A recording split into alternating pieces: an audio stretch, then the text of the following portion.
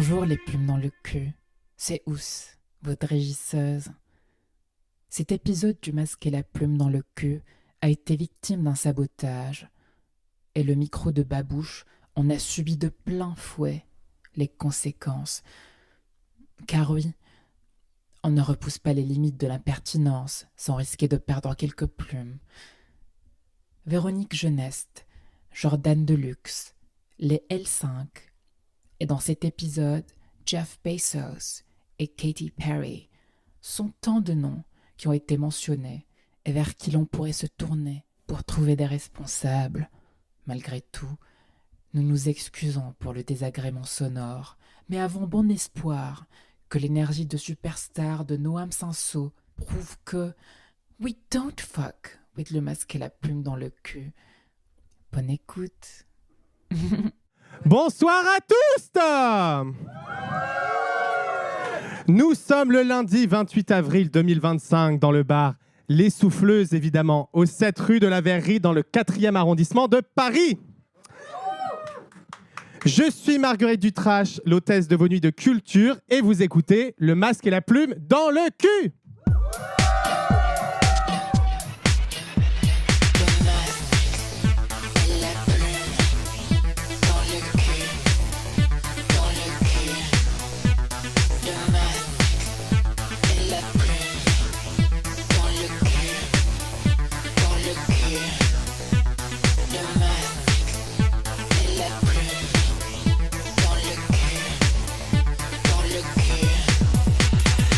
Merci à tous d'être avec nous ce soir, vous qui gardez les pieds sur terre après un mois d'avril qui fut marqué par des moments plus hors sol les uns que les autres.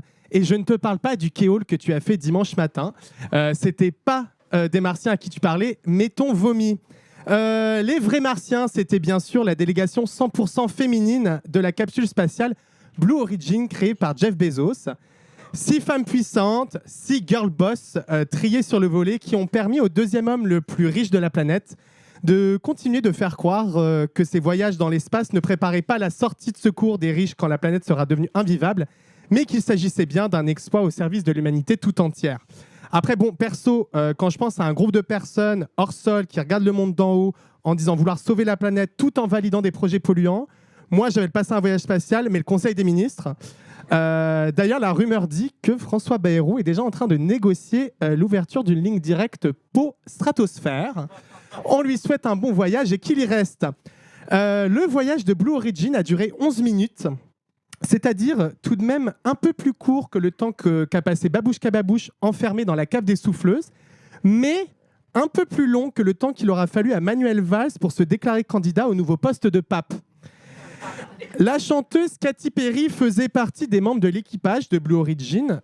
Ses copassagères ont d'ailleurs déclaré avoir été émus aux larmes quand Katy a commencé à chanter « It's a Wonderful World » dans l'espace. Alors, si c'est vrai, c'est très grave.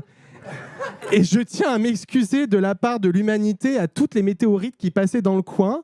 C'est un peu comme si en haut de l'Himalaya, dans le calme et la sérénité, il y avait Affida Turner qui apparaissait, qui sortait de la neige, qui chantait Étienne Étienne et que tu disais « c'était un moment de grâce ». Ce qui est sûr, c'est que le masque et la plume dans le cul a préparé un épisode qui vous fera voyager parmi les étoiles et cela sans bousiller la Terre. Préparez-vous pour une longue métaphore filée de l'espace. Avec nous ce soir, Thibaut. Non. Parce que oui, notre astrophysicienne du son préférée est malade. Une intoxication alimentaire, je sais pas, mais on pense bien à elle et on lui souhaite un bon rétablissement. Donc merci beaucoup Thibaut d'avoir remplacé au pied levé. Et enfin avec nous ce soir, celle qu'on remarque plutôt lorsqu'on regarde du côté d'Uranus que du celui de Vénus, l'étoile parmi les étoiles, Babouchka Babouche. Bonsoir les souffleuses, bonsoir. Je parle pas dedans. Ouais, parle bien après. Bonsoir le micro, oh my god.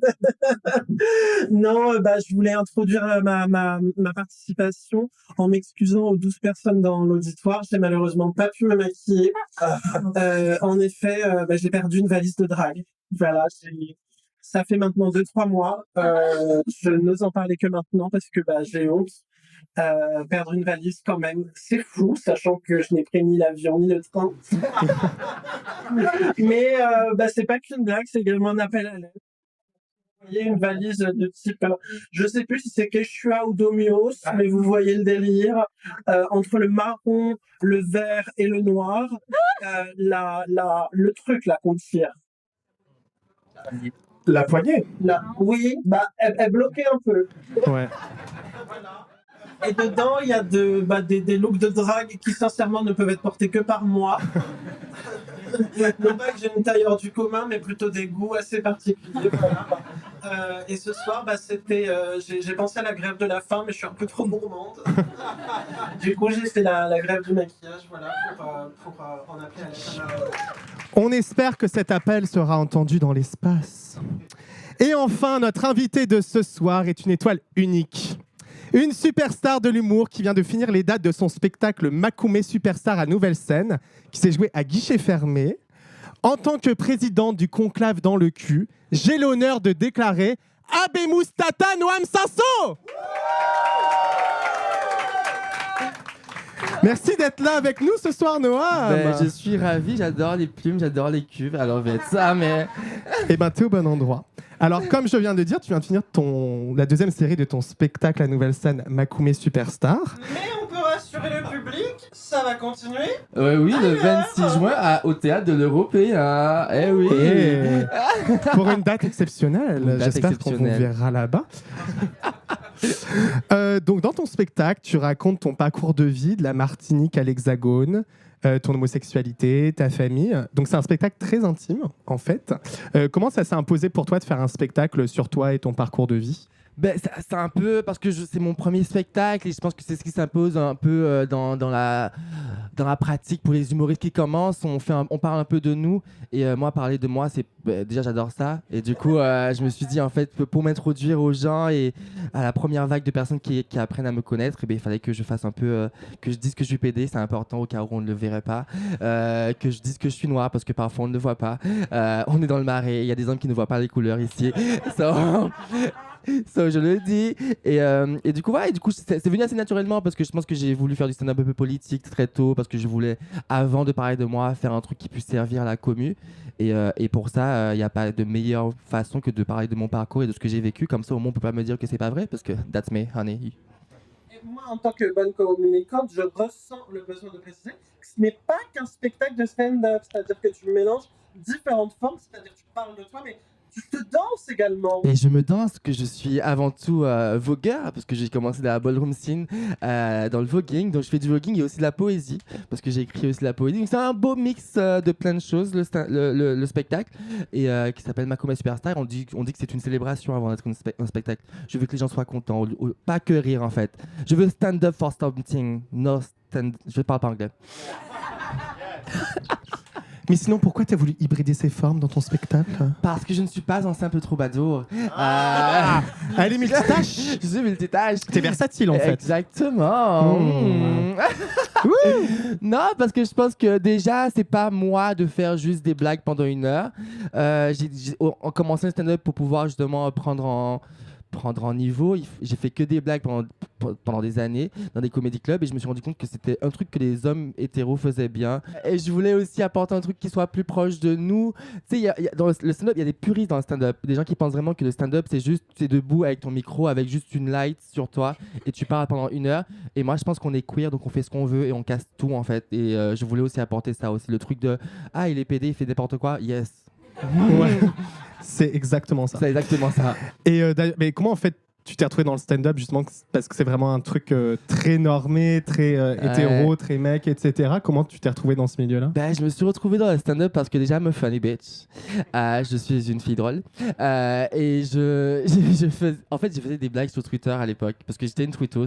J'étais de ces gens. Est-ce que t'avais un nom ? Un pseudo? Non, je suis très écocentrique, c'était Noam Sasso depuis le début. C'était moi dès le début. Mais j'écrivais des histoires drôles sur Twitter, des story time qui m'étaient arrivées. Et en fait, il y en a une qui a un peu pété, qui s'appelait Les hétérosexuels qui se font sucer par des gays. Et qui disait quoi exactement? Qui racontait l'histoire d'un pote hétéro à moi qui était venu faire un séjour chez moi, mais il était très macho, etc. Et en fait, il y avait un autre, j'accueillais un pote chez moi, un pote gay, et je me suis rendu compte après 2 mois de colocation avec les deux qu'en fait ils se couchaient ensemble quand j'étais pas là. Et j'ai appris ça 1 an après parce que mon pote gay, il est gay, donc il sait pas tenir sa bouche, donc il me l'a dit. Et voilà, et ça a fait un drame. Mais c'était très drôle la story time. Ils vont bien aujourd'hui. Alors, mon pote hétéro a arrêté de parler pendant 1 an quand j'ai raconté l'histoire sur. Alors que j'avais pas dit son nom, j'avais juste dit mon pote hétéro. Mais tu en avais qu'un, donc... C'est le seul, C'est le certes, seul, merde. Mais bon. Il se fait un effort. Et voilà. Ok, et ben, justement parce que est-ce que c'est plus dur quand on écrit des blagues que quand on est en mode drôle dans la vie? C'est quoi écrire une bonne blague en fait? Ah oui, mais c'est sûr que dans tous les cas, faire des blagues, faire du stand-up, c'est assez différent que d'être drôle dans la vie de tous les jours. Je sais que moi, je m'inspire beaucoup des gens autour de moi, des queers, des meufs. Moi, je suis vraiment le moins drôle de toutes mes copines. Sachez-le, vraiment, toutes mes copines sont beaucoup plus drôles que moi, mais elles sont pas foutues d'écrire un texte. Donc, je les rattrape à ce niveau-là. Parce qu'en fait, le stand-up, en vrai, il y a un truc de rythme qu'il faut avoir, un truc aussi de structure, un truc il faut vraiment avoir le bon timing pour pouvoir faire en sorte que les gens rigolent, parce que les gens viennent pour rire. Donc, en fait, ils s'attendent à rire. Donc, il faut les surprendre face à leurs attentes. Alors qu'en fait, quand tu fais des blagues avec tes amis, en fait, les gens s'attendent pas à rire. Donc, à n'importe quel moment, tu peux les surprendre en sortant une bêtise, tu vois. Donc c'est ce truc de surprise qu'il faut créer avec le stand-up, parce qu'il faut vraiment faire en sorte que les gens ne s'attendent pas à ce qu'il y ait une blague qui arrive à ce moment-là et qu'en fait, bam, it's a joke. C'était pas une blague, ça. Mais moi, la manière dont je t'ai découvert, c'est parce que t'as pas mal bossé avec Mao. ta bonne copine Mao Drama. Qu'on remercie. Oui. Pas de bruit pour Mao fucking Drama, en fait. Je sais pas si c'est encore d'actualité, mais vous faisiez le Comedy Love.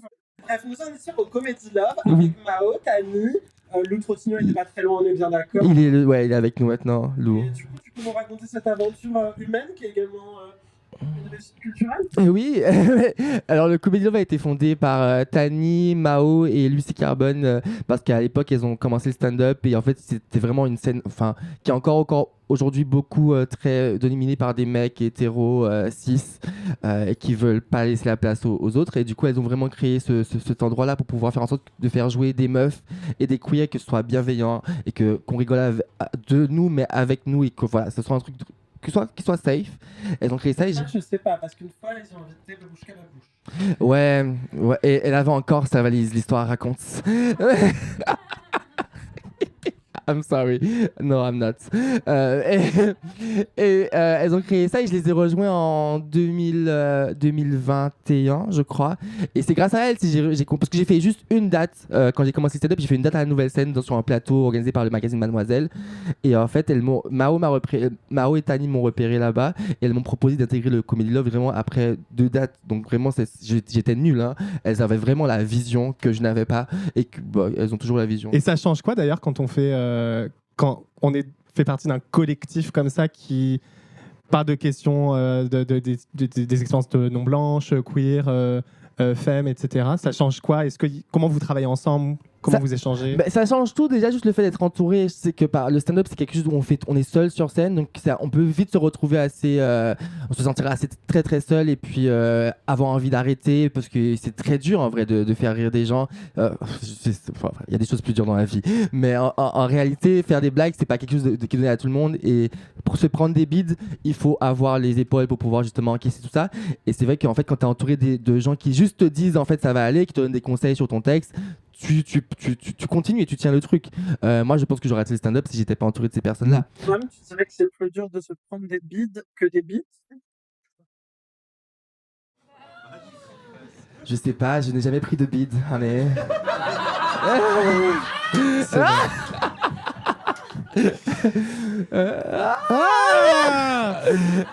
On a dit versatile. Reprenons. Avant le stand-up, t'as fait beaucoup d'autres choses. Oui. T'as fait des choses dites sérieuses. Oui. Tu as notamment fait un podcast journalistique qui s'appelait Stronger. Ben oui, non, mais c'était un super podcast qui parlait de colonisation, de racisme, de négritude, etc. Ouais, c'est vrai. Comment tu t'es politisé? Est-ce qu'il y a un événement en particulier qui a fait que tu as voulu t'engager, créer des contenus autour de ça ou... J'ai toujours été très, très militant parce que j'ai grandi en Martinique et c'est vrai que j'étais très seul en Martinique, puis j'étais très efféminé. J'étais dans le placard, mais bon, un placard aux portes ouvertes, hein, donc personne n'y croyait. Donc, du coup, il fallait très vite que j'essaie de trouver, que je puisse. Quand j'ai pris confiance en moi un peu au lycée, il fallait que je milite sans forcément dire que j'étais gay. Donc j'ai toujours eu ce côté un peu militant, même dans ma famille pour pouvoir faire changer les choses. Mais en même temps, j'étais très problématique. Je faisais des choses horribles. Et j'avais des problèmes d'homophobie intériorisée, j'avais des problèmes de racisme intériorisé. Du coup, quand je suis arrivé à Paris en 2016, j'ai vraiment découvert un melting pot de personnes assez différentes, donc beaucoup plus de queer, beaucoup plus de personnes racisées. J'étais à l'école à Sarcelles à l'époque. Du coup, c'était vraiment un truc avec plein d'énergies différentes. Et je me suis rendu compte qu'en fait, ce que je dis est très grave. Et en fait, ça m'a fait un petit...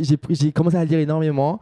J'ai commencé à lire énormément parce que je me suis rendu compte que j'avais juste un rejet de moi-même et qu'il fallait que je travaille sur ça. Et du coup, j'ai commencé à lire du Césaire, du Fanon, des gens de chez moi. Si vous ne connaissez pas, c'est parce que vous êtes raciste.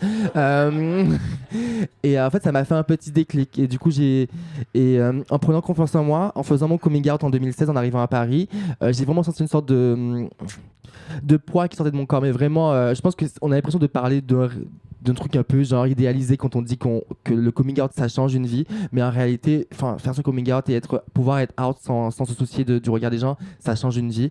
Et moi ça a changé ma vie et du coup je me suis dit qu'en fait il fallait que je puisse en tout cas donner ce sentiment là aux personnes queer aux Antilles qui vivent ce que j'ai vécu, parce que je sais à quel point ça peut être horrible.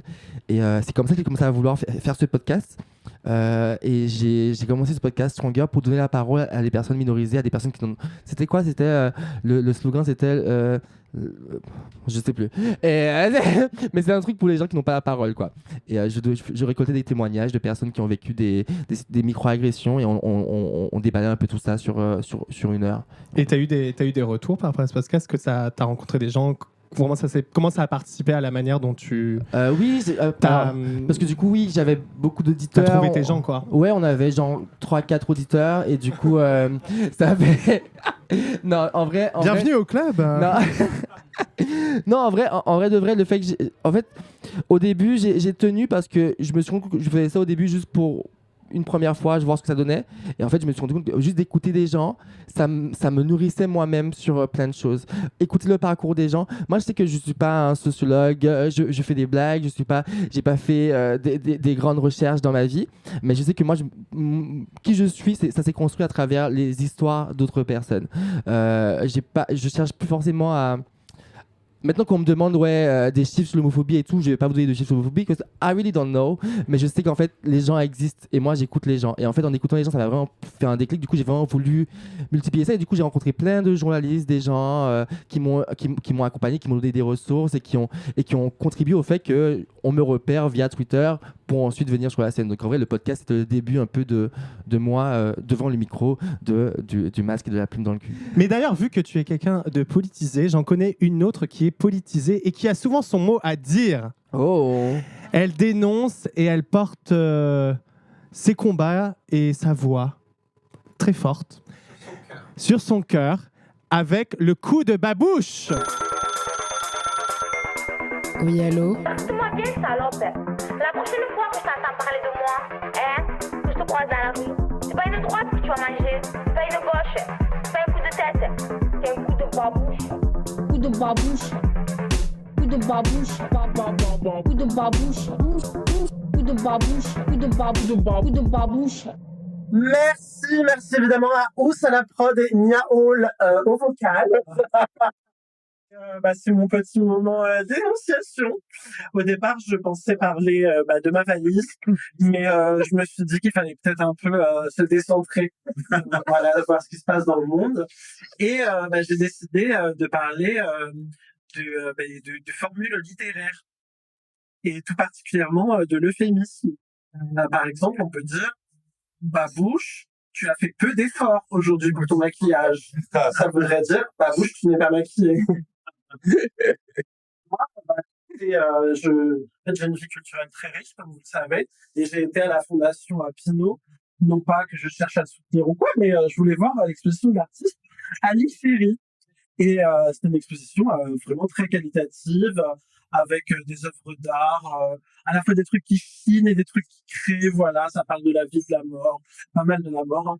Et dans le descriptif, il y avait écrit l'artiste qui a été personnellement touché par les récents événements au Moyen-Orient. Et du coup, là, vous me dites, mais ma bouche, ça voulait dire quoi cette phrase? Et ben, en fait, si tu te renseignes, touché par les récents événements au Moyen-Orient, ça veut dire que ses parents sont décédés dans un bombardement de l'armée israélienne. Et ça m'a rappelé quelque chose d'autre qui s'est passé récemment avec le festival de Cannes. Là, vous avez dû voir que une photographe, son nom est Fatima Assona, il y avait un documentaire sur elle il y a d'ailleurs un documentaire sur elle qui va passer à l'Acide, une des sections parallèles. C'est réalisé par Sepideh Farsi, et l'Acide et Sepideh Farsi ont partagé un communiqué de presse qui exprime tout à fait la situation, c'est-à-dire que son logement, sa famille a été ciblée par des bombardements de l'armée israélienne, et elle ainsi que je crois une dizaine de ses proches sont décédés. Et le Festival de Cannes a encore une fois dit qu'elle avait été touchée par des récents événements au Moyen-Orient. Du coup, ma conclusion, c'est que le féminisme est une formule littéraire tout à fait valable.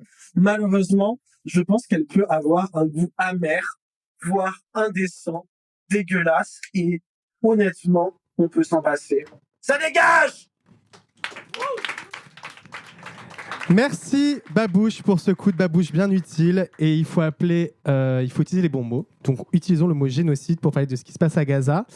Dans un podcast, tu disais que la culture de l'humour en Martinique était différente qu'en Hexagone.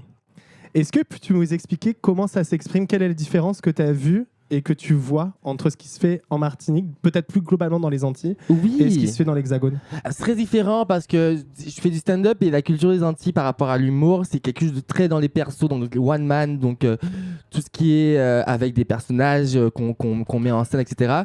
Le stand-up, c'est assez nouveau là-bas, où je vais juste venir raconter des histoires, c'est assez nouveau pour eux. Et puis ils rigolent pas de la même façon, ils rigolent pas aux mêmes endroits. Moi, je sais que mon spectacle en Martinique n'a pas du tout, on n'a pas les rires sont pas au même endroit que quand je le joue à Paris, parce qu'en gros ils ont pas toujours, enfin ils habitent pas ici quoi, donc ils ont pas les mêmes références, et moi du coup j'agrémente ça avec beaucoup plus de choses en créole. Et puis les gens sont plus généreux dans le rire aussi, il y a un truc de, ils sont moins en train de, parce que à Paris parfois je viens devant des publics, les gens sont vraiment en mode mais fais-nous rire, ça manque. Fais-nous rire, et ils te regardent vraiment jusqu'à ce qu'ils sont en train de te juger en face. Je suis en mode mais en fait t'es venu passer un bon moment, t'es venu genre juger something, genre je suis en mode t'es même pas belle. Et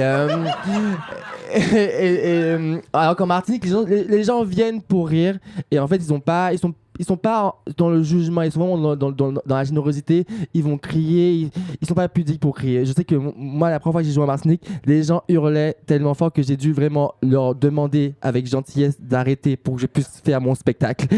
Et c'est vraiment c'est ça que j'aime chez mon peuple finalement, chez mes gens. Et tu disais aussi qu'il y avait un peu une culture du personnage. Oui. Qu'est-ce que tu entends par là? Un peu comme... vous connaissez les gens qui font des persos ici? Il y a plein de gens, mais Florence Foresti, elle fait beaucoup de persos, elle rentre dans la maman qui est à l'école, elle va jouer le rôle du perso. Il y a aussi une culture drague aux Antilles, mais qui n'est pas nommée comme telle. L'humoriste le plus connu aux Antilles, il s'appelle Jean-Yves Rupert, qui est une drag queen dans les faits, quand on voit que c'est une drag queen, mais en fait ce n'est pas dit comme tel parce qu'il y a une grosse culture aussi homophobe, tu vois, là-bas. Donc en fait on joue le fait qu'il se moque des femmes à travers le travestissement. Et ce que j'ai aussi beaucoup pointé du doigt en commençant à faire de l'humour ici, c'est qu'aux Antilles il y a une grosse culture de travestissement par rapport aux mecs qui font de l'humour, mais ils font pas ça pour pouvoir juste faire des blagues avec les meufs, ils se moquent juste des meufs en fait. Des femmes traditionnelles, des mamans martiniquaises, des femmes qu'on appelle les gazas, qui sont un peu des femmes précaires, des travailleurs du sexe. Et du coup, en fait, ils se travestissent pour se moquer des femmes. Et c'est ce que j'ai toujours pointé du doigt par rapport à la Martinique, par rapport à la Guadeloupe. Mais bon, il y a du travail à faire partout. Et il y a des merdes aussi, il y a des merdes là-bas. Bien sûr, bien sûr. Et à partir de quand, justement, tu as commencé à revendiquer le terme makoumé, donc qui est l'équivalent de PD en créole, c'est ça? Ouais, j'ai commencé à le revendiquer, je pense, quand j'ai... Oula, j'ai vraiment commencé à revendiquer ce terme quand j'ai commencé le spectacle, Makoumé. C'est devenu un Makoumé Superstar. Makoumé Superstar, exactement, que j'ai commencé en 2024 officiellement. Mais je suis devenu Makoumé, je pense, en arrivant à Paris. Parce que pour moi, comment j'ai conscientisé le truc, c'est que pour moi, être Makoumé, c'est être une personne racisée, queer, avec une provenance, peut-être une provenance des Outre-mer, et qui, justement, embrasse toute son identité dans sa globalité et qui en fait une force et qui flamboie avec sans avoir peur. Donc tout le monde n'est pas forcément Makoumé, and it's okay. Il reste encore le terme PD. If you wanna be a PD, moi je suis un PDG. So, il y en a pour tous les goûts. Je pense juste que c'est l'insulte que j'ai le plus souvent reçue dans mon enfance. Et j'ai voulu justement, avec le spectacle Makoumé Superstar, je veux vraiment passer une page de ma vie, me dire en fait ça c'est derrière moi et now I'm that bitch. Et du coup il fallait que je prenne ce terme-là pour pouvoir le casser, retourner les stigmates et en faire quelque chose d'autre. Et notamment dans ton parcours dans le spectacle, tu parles de la scène ballroom et parce que tu es vogueur. Yes. Et comment tu as découvert la scène et pourquoi ça a été important pour toi aussi dans ton affirmation et ton parcours? Ben, la scène voguing, c'est vraiment ce qui m'a libéré dans mon identité en tant qu'homosexuel. Il y a les livres comme Césaire, etc. Ça m'a libéré sur ma négritude. Mais c'est vrai qu'en fait, quand j'ai connu la ballroom en 2018, à l'époque, j'avais très peu d'amis gays. J'évoluais dans un milieu avec beaucoup de personnes hétérosexuelles. J'étais en école de commerce. Enfin, j'étais pas en école de commerce. Un survivant? J'étais pas en école de commerce. Je faisais des études de commerce. Ok. Et du coup, en fait, on m'a invité à un ball. Et je me rappelle que le premier jour où je suis arrivé là-bas, je me suis dit, waouh, putain, personne parle français. Et j'étais en mode, je ne comprends rien à ce qui se passe, mais en fait, j'adore l'énergie. Et du coup, en fait, je suis revenu. J'ai demandé à la House of La Durée à l'époque, qui s'appelle maintenant la House of Owens, si je pouvais venir avec eux. Ils m'ont entraîné. Et la première fois où j'ai Welcome Ball, c'était en juillet 2024. Non, juillet 2018. Ça s'appelait le Paris Award Ball. Et j'étais habillé en robot. Et je sais que ce jour-là, j'ai senti vraiment une émotion particulière parce que je me suis dit, en fait, je suis sur une scène habillé en full PD. Il y a plein de gens qui me regardent. Et ça va être diffusé sur les réseaux. Et c'est la première fois de ma vie, en fait, que j'étais aussi visible. Et du coup, ça a vraiment fait un switch dans ma tête. Et c'est quoi ta catégorie? Runway. I'm a runway bitch. Oui, c'est vrai que tu sais bien. Yes, je marche très très bien. T'avais des inspirations ou pas? T'as regardé des vidéos de mannequins qui marchaient et tout? Alors Naomi, of course, ouais, Naomi. Alors, faut savoir que Teresa Suarez, notre photographe officiel, a photographié. Oh wow, en fait, je veux attention, bravo. I love it. Oui, on a été photographié par la même photographe. I love it. Mais oui, Naomi, je pense que c'est une inspi à l'époque. Après, c'est vrai que le runway dans la ballroom scene, c'est assez particulier. Hein. C'est pas forcément être un truc où tu marches pour être belle. Surtout les Butch Queen runway, Butch Queen, ça veut dire un homme homosexuel efféminé. Dans la ballroom scene, c'est le terme. Et en fait, c'est un runway très exagéré, très particulier, où en fait tu vas vraiment envoyer du shade pendant que tu marches aux gens, avoir une attitude. C'est plus que la marche, c'est aussi genre un outfit, une énergie, une personnalité. Donc il faut vraiment genre travailler tout ça pour faire que tout soit bien. Oui, pour les francophones dans l'auditoire, envoyer du shade, c'est projeter de l'ombrage. Exactement. Et justement, on t'a invité parce que tu es une shady bitch, mais tu es une danseuse, une fêtarde, et on adore ça au Masque et la Plume dans le cul, évidemment. Et donc, on voulait avoir une petite pensée pour une chaîne de boîtes de nuit qui a fermé il y a quelques semaines, le Macumba. Et oui, le Macumba a fermé, donc une boîte bien hétéro qui a été immortalisée par la chanson de Jean-Pierre Madère dans les années 80. Et alors, si vous avez déjà regardé les rediffusions sur W9 des années 80, genre le meilleur des années 80, vous la connaissez. Ou si vous avez grandi dans un village Front National comme moi aussi, vous la connaissiez aux fêtes du village. Alors, j'ai regardé, il n'y a pas eu de Macumba en Martinique. Bon, je pense pas que ce soit très grave, mais ton spectacle ne se cache pas de sa pédalerie. Il tend même la main aux hétéros, et ça nous rappelle que si autant moi que Jean-Pierre de mon village connaissons Désenchanté et la Corée ringarde, scandale, de Mylène Farmer, il n'y a pas tant de choses qui nous séparent. Alors, pour voir ce qui nous unit ou pas avec le Macumba, dans cet esprit de rencontre, nous avons un petit questionnaire pour toi qui s'intitule Makoumé, Macumba ou les deux. Voilà. Attends. Donc, voilà. Soit c'est J'adore. Makoumé, soit c'est Makumba, soit c'est les deux. Je peux faire juste. Tu sais que j'ai grandi dans une commune qui s'appelle le Makuba. Donc c'est vraiment c'est lunaire ce qui se passe. Ok, c'était. J'ai cru que tu préparais une transition très longue pour arriver au mot Makuba et j'étais en mode I love it. Ok. Non, mais it was meant to be. Makoumé ou Makumba. On était. Voilà. Makoumé, Makumba ou les deux. Let's go. Alors, première question. Makoumé, Makumba ou les deux. Criez. Allez là. En club. Ah, Makumba, honey. Ah, non. Makoumé, Makumba ou les deux, Céline Dion. Ah, Makoumé, she's the bitch. I love Céline Dion. J'ai regardé son documentaire cet après-midi en plus. I am Céline. I am Céline. Makoumé, Makumba ou les deux. Les chaussettes de sport. Il est tricky celui-là. Ah ouais. Mhm. Ah ouais. Non. Ça dépend sur qui les chaussettes de sport. Oui, et puis comment? Qu'est-ce que tu fais avec Et qu'est-ce que aussi tu fais Je sais pas, j'ai pas la ref. T'as pas. J'ai pas la ref. Non, sur Scruff, ça fait pas ça. Ah ouais. Ah, tu vois ta feuille sur les talés. Merde. Non, je pense que les chaussettes de sport, c'est le public. Makoumé ou Makumba, c'est pour vous. Les deux? Ah oui, on peut dire les deux. Oui. Ah ben de both, de both, The both. de both. Makoumé, Makumba, les deux, Jordan Bardella.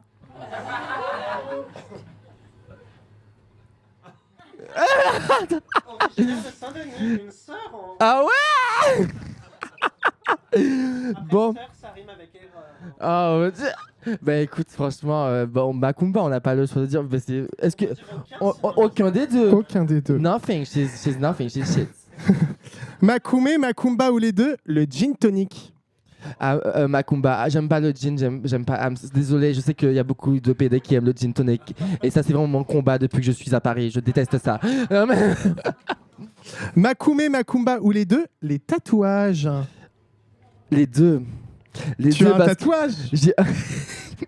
Alors j'ai un tatouage Makumba et j'ai deux tatouages Makoumé. J'ai un tatouage Makumba parce qu'en fait il a été fait par un ex-plan cul qui voulait se lancer dans le tatouage et du coup j'étais littéralement son premier tatouage. Il m'a fait un cocoutier qui ressemble plus à un chat. Je voulais faire, tu sais, je me suis dit c'est mon premier tatou. En plus c'était mon premier tatou et son premier tatou à lui. C'est pas une bonne idée. Wow. Et du coup bon écoute, C'est sobre. on était qu'est-ce qu'être sobre finalement dans une vie. Donc voilà, donc c'est les deux. J'ai fait une émission qui s'appelle Tattoo Cover, je sais pas si tu connais. Ah ben je sais, mais oui, je sais Et d'ailleurs. il y avait beaucoup de tatouages Makumba dedans. Oui, bah oui, effectivement. Mais d'ailleurs, est-ce que t'as... Bon, on en reparlera tout à l'heure. On en Ok, reparlera très tout bien. à l'heure, parce que voilà. Très bien. Makoumé, Makumba ou les deux, les suçons, comme Yann qui est là-bas, qui en a un. Ah oui, j'ai vu dans le public, l'auditoire. Makumba, les suçons. Non. Waouh. Les deux. Je pense que c'est les deux parce que tu sais un suçon c'est bien. Franchement 4 suçons ton cou est rouge, ma belle c'est proche d'un coup de soleil. Non, it's too much. Genre donc c'est Makumba. Makoumé, Makumba ou les deux. Théodora Boss Lady. Oh Makumba, she's the bitch. I love it. Congolese. Ma chanson préférée de l'album c'est Il nourrit tous. Il nourrit tous. C'est ça? Tu veux essayer? Non.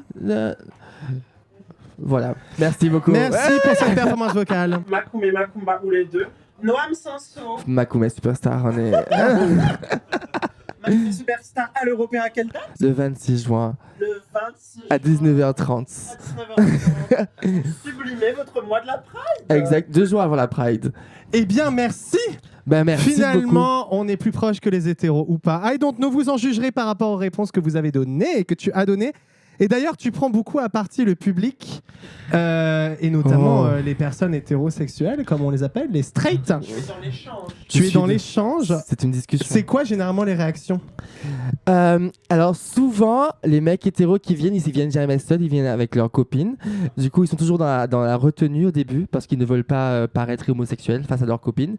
Et très vite, ils paraissent homosexuels.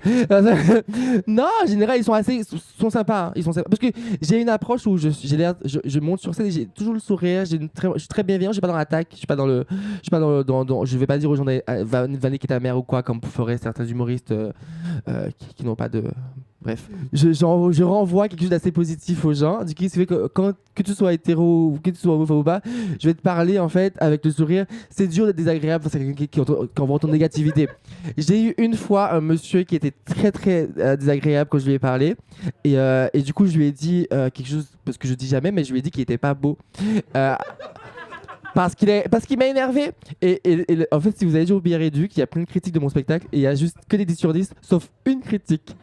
3 sur 10 de lui qui dit que c'était de la merde. Il a quand même mis 3. Il a mis 3 parce qu'il était quand même un peu... tu sais, il a senti un peu d'énergie, tu vois. Donc voilà, he's mad. Il était vraiment très laid. Anyway. Et puis aussi, dans le spectacle, il y a quand même beaucoup d'autodérision. Oui, Et notamment, tu parles vraiment très bien l'anglais. Donc, qu'est-ce qui t'amuse dans le... dans le fake it until you make it? Non, mais je me permets parce que Oui. t'en parles dans ton spectacle. Ben oui, bien sûr. Mais alors... Dans le fake it until you make it. Mais le fake it... C'est-à-dire faire semblant jusqu'à ce que ça marche. Jusqu'à ce que ça marche. Jusqu'à ce que ça devienne vrai, en fait. Exactement. Mais en vrai, moi, je trouve que... Moi j'adore faire semblant de parler anglais. J'adore faire semblant... Parce que je trouve... Yes. Exactly. Et je pense que... Je vais même pas semblant. Je pense que dans tous les cas, on se cache derrière l'anglais pour pouvoir ne pas dire des choses qu'on voudrait dire en français. Tu vois, c'est un peu un masque pour moi sur scène. Je dis, par exemple, tout ce que je peux pas dire en français, je dis en anglais. Je dis I love you en français, en anglais. Je dis fuck me et je dis can I have a real straw en anglais. Parce que voilà. Et c'est vrai que en français, c'est compliqué de dire des choses comme ça parce que sinon on va me cancel. Une vraie paille en plastique parce que je n'aime pas le carton.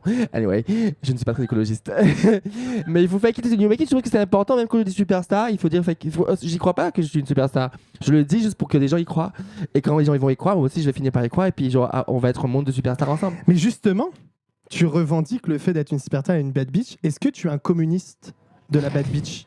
Est-ce que tu penses ta pratique comme un communisme de la bad bitch? Mais je crois que oui en fait. Tu penses que je devrais me présenter aux élections? Bah écoute, moi je vote pour toi. Moi, je dirais non, personnellement. Bon, Déjà moi-même candidate. Je verrais ça comme de l'ombrage. De l'ombrage. Mais au demeurant, Mais on peut faire comme le NFP. Pas, hein. On fait comme le NFP, on s'unit. On fait le NPD genre. Alors ouais. Mais d'ailleurs, si t'avais à enlever le titre de bad bitch à quelqu'un, ce serait qui? Qui est la personne qui se croit bad bitch ou que les gens pensent qu'elle est bad bitch, mais en fait c'est pas du tout Vincent bad bitch? McDoom. Ah, ça a des noms. Vincent McDoom, la transphobe. I Elle est can't stand cata. this bitch. Oh mon dieu. Ah, vraiment là, tu m'as lancé sur un vrai sujet. Enfin, Ah, mais balance, non mais parce Les transphobes sont laides. exact. Mais en fait, Mais- Vincent McDoom, pour la story time, j'avais matché avec Vincent McDoom sur Tinder en 2019. c'était bien d'avance crève. Mais parce que moi à l'époque je venais d'arriver à Paris, moi j'ai grandi avec Vincent McDoom, c'était vraiment mon icône quand j'étais ado. Je connaissais pas du tout ce qu'il faisait ou ce qu'il disait, tu vois. Et du coup en 2019 je le vois sur Tinder, je match et il match aussi. Et du coup quand je vois qu'il match, je dis ah, je supprime le match. Et parce que voilà, non, pas trop loin dans les histoires. Et il y a pas longtemps, je découvre tous ses propos transphobes, toute sa théorie qui dirait que il a dit que la théorie du genre c'est pour pouvoir légaliser la pédophilie. Je suis en mode what are you saying bitch? Are you on crack? Et je poste une story un soir en promenant mon petit chien et je dis le saviez-vous, Vincent McDoom est transphobe. Je fais la blague, je dépose mon téléphone et je sais pas, il y a des petites pookies dans mes followers qui lui ont envoyé ma story et je me suis réveillé avec genre 40 messages de Vincent McDoom qui me dit mais si t'es vraiment quelqu'un, poste-leur les liens avec les vidéos, je leur explique tout. Et il m'envoie plein de trucs et il m'a traité, alors vraiment, mais il m'a traité de sale petite wokiste noire, et il m'a traité de rat. En fait c'était une longue phrase et j'étais en mode moi rat. J'étais trop énervé, juste par le rat. J'avais pas traité de noir, pédé, rockiste. Genre en mode non, ok, rat, never, honey. Genre. Non, mais Vincent, just transition about it. Mais en plus, Vincent McDoom qui est transphobe, c'est comme si Grand-mère Feuillage était anti-climato-sceptique. Ça n'a aucun sens. Mais Like, ce qui est ouf, come c'est on. qu'en plus, c'est genre vraiment une des seules personnes visibles queer Ben, qui a l'une des marqué la culture, Qui a marqué la culture. Mais en fait, c'est aussi- française, quoi. c'est des gens qui existaient, mais qui aussi étaient au service d'un public hétérosexuel. Donc en fait, qui faisaient pas un travail pour la commune en réalité. Hein. Ils faisaient pas un travail pour pouvoir faire monter la commu, ils faisaient un travail juste pour pouvoir amuser la galerie et être les PD de service. At the end of the day, c'est ma vision des choses.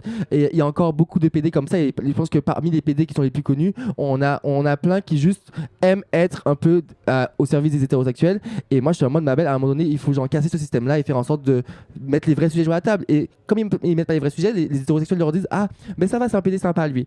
Mais en fait, non.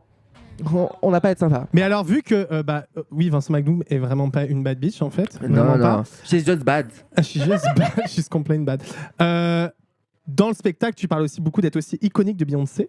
Et donc, Oui. moi, ma question, c'est qui sont tes inspirations francophones de bad bitch? De la France d'aujourd'hui. Aïe. Ok. Techniquement, la Martinique, c'est la France. Donc je partirais, je dirais déjà... Ah non, déjà, Aya Nakamura, For Everything, genre Bad Bitch. Je dirais... J'ai peur de dire ça, mais je vais le dire. Hein. Je pense que Shy'm est une bad bitch de son époque, back in the day. Et alors, I'm sorry. Sous-côté, I'm sorry. En fait, je pense que non, elle était quand même cotée à l'époque. Elle a sauté, personne ne l'a récupérée. Je trouve ça vraiment un truc de résilience. Elle va être dans Drag Race maintenant. Vraiment, c'est une femme forte. Et puis, Théodora, après, je vais citer toutes les artistes féminines parce que j'écoute que des meufs. Et pour moi, toutes les artistes féministes sont des icônes, sauf si elles sont de droite ou sauf si elles sont apolitiques. Non, pour moi, toutes les meufs sont belles. À part si elles sont racistes et si elles sont transphobes et si elles sont etc. Mais ouais, je pense que ça, bad bitch. Je peux dire des garçons aussi. Ah bah oui, mais c'est tes inspirations. En fait, en tant mais c'est vrai que j'ai... Ah. Est-ce que Lisa Monet t'inspire, par exemple? Ah. C'est compliqué, Lisa Monet inspire quelqu'un. Ben, je pense que Bilal Hassani Bilal Hassani, c'est une icône. D'ailleurs, Bilal, si tu nous écoutes, on te veut encore. Je lui envoie un message si tu veux, je l'invite. Je voulais juste me la péter, mais j'ai pas son numéro de téléphone, pas du tout. Oui, alors tu as été standardiste dans l'émission Tattoo Cover sur TFX, tu le mentionnais tout à l'heure. Et ça, moi, j'adore ça. J'ai regardé, je vais être honnête avec toi, j'ai regardé quelques minutes où tu apparaissais. Et tu étais super. Alors, le concept, c'est des gens qui viennent avec des tatouages ratés et qui vont voir des tattoo artistes pour les faire recouvrir pour que ce soit joli. Alors, je vais pas te poser vraiment de questions là-dessus. Par contre, je pense que tu serais un bon client de télé-réalité. Et si tu faisais des télé-réalités, tu aimerais faire laquelle? Ou une émission de télé, genre un peu télé-réalité, tu vois? Secret Story. Je pense que mon secret... C'est quoi ton secret, t'es Makoumé? Mais à l'époque, quand j'ai regardé Secret Story, quand j'étais petit, je me suis dit, je vais faire Secret Story et je vais dire que je suis gay. Ce sera mon secret. Ce sera mon secret. Personne va découvrir. Personne ne saura. Personne ne s'en doutera. Non, Secret Story, je pense juste parce que j'ai grandi avec Secret Story et c'est revenu, en plus ça revient, non? Oui. Mais et tu es déjà dans le groupe TF1 vu que tu travailles sur TFX. Ils m'ont pas repris pour la saison d'après. Donc d'ailleurs ils ont, tu sais, il y avait j'étais à la saison 6, il y a eu 6 saisons en standardiste et en fait après ma saison, ils ont supprimé le poste de standardiste parce que je me suis embrouillé avec eux tout le long de la saison. Parce qu'ils me parlaient dans l'oreillette, ils me donnaient des ordres et du coup je retirais l'oreillette. Mais justement, je voulais te demander parce que j'ai regardé un peu, tu sais, c'est un peu un truc genre scripted reality. Genre comment ça se passe en fait parce que c'est quand même. En fait, c'est assez compliqué live. parce que c'est en live, en fait, c'est en direct, t'as pas de texte ou quoi. Et en fait, on m'a vendu le truc comme si en fait tu dois être toi-même sur le truc. Et en fait, pas du tout. En fait, ils voulaient vraiment genre un PD super cliché. Et du coup, ça fait qu'en fait, j'ai commencé à être moi-même, donc un peu intelligent, de poser des vraies questions aux gens, genre en mode. Et oui, t'étais pas du tout PD dans l'épisode. Tu vois? J'étais en mode genre, ok, t'es trop low-key, normal. Mais ouais, parce qu'ils voulaient faire un truc super PD de moi et j'étais en mode non, genre je veux. Et du coup, on s'embrouillait tout. En fait, j'étais le seul à avoir une oreillette parce que du coup, j'étais un peu l'intermédiaire entre la prod et les tatoueurs parce que les tatoueurs étaient genre en libre service, ils faisaient ce qu'ils voulaient. Et c'est fait qu'en fait, moi, on me donnait des ordres, on me disait dis ça, fais comme ci, fais comme ça. Et j'étais en mode je ne vais pas dire ça. Et du coup, j'ai déposé mon oreillette et ils descendaient, ils coupaient, ils faisaient des pauses, ils disaient Noam, remets ton oreillette s'il te plaît. Et j'étais en mode I'm not doing it. Et après, ils m'ont viré. Dans Makoumé Superstar, tu racontes une tranche de vie qui est passée comme tu nous l'as dit. Ouais. Donc, c'est quoi la prochaine étape pour toi, sachant que j'ai vu aussi que tu avais un projet de recueil de poésie, Oui. à part la date à l'Européen le 26 juin. Yes. Quels sont les prochaines... Parce que tu vas continuer avec Makoumé Superstar, ton spectacle, t'en écris un nouveau, c'est quoi tes projets? Alors oui, on continue avec Makoumé Superstar. On est quand même, en fait, le spectacle de stand-up, en vrai, ça dure longtemps. Le premier spectacle, c'est un peu celui qui nous fait connaître au grand public. Donc en fait, on est là un peu encore quelques années avec la tournée et tout. Mais à côté, oui, je vais écrire des mini-spectacles de 20 minutes, 30 minutes que je posterai du coup sur les réseaux en entier, juste pour aussi continuer à nourrir ma créativité. Là, j'ai préparé un nouveau spectacle de 20 minutes sur la Martinique et un sur les femmes. Parce que j'adore les femmes, mais ce que je dis, c'est vraiment vrai parce que moi, au moins, je ne voudrais jamais les baiser. Voilà. Ouh. Nous arrivons donc à la fin de ce podcast. Un énorme merci à Noam Merci Sanso. beaucoup. Merci beaucoup. C'était un plaisir de te recevoir et de se mettre une plume dans le cul ensemble. Attends, parce qu'Alice, t'as les mêmes initiales que Nicolas Sarkozy. Dur. No shade. Ah, c'est dur. Ça, c'est de l'ombrage énervé. C'est dur. Vous pouvez suivre Noam et son actu sur sa page Instagram. Il joue à l'Européen le 26 juin pour une date unique. Merci à toute l'équipe des Souffleuses de nous accueillir ce soir. Et moi, je voulais aussi vous inviter à suivre le Décolonial Film Festival, le festival du film décolonial, qui aura lieu au mois de mai. Dont la programmation est vraiment passionnante avec des réalisatrices et des films qui parlent de plein de sujets autour de la colonialité au nord et au sud. Suivez les pages Instagram et leurs événements. Un festival qui, on est d'accord, ne pratique pas le féminisme. Il ne pratique pas du tout le féminisme. Oh. Et c'est pour ça qu'on l'aime. Merci à Quentin Bidot pour le visuel, Teresa Suarez pour les photos. Merci énormément à Thibaut pour la régie de nous avoir soutenus au pied levé. Merci à Babouchka Babouche, évidemment. Et enfin, merci pour les petits messages de soutien, les likes qu'on reçoit sur notre page Instagram. Donc, n'hésitez pas à nous suivre. La page, c'est @lemasquetlaplume_DLQ.